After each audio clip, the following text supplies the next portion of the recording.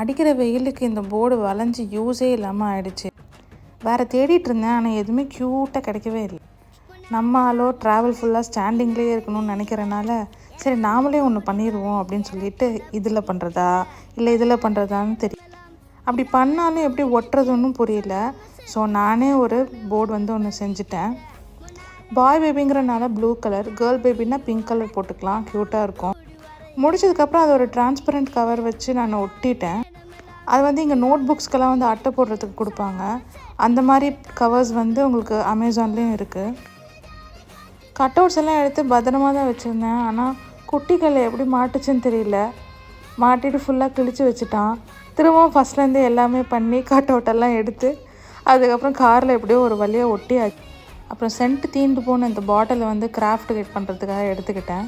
So இந்த மாதிரி videos உங்களுக்கு பிடிச்சிருந்ததுன்னா சப்ஸ்கிரைப் பண்ணி சப்போர்ட் பண்ணுங்கள். பாய்.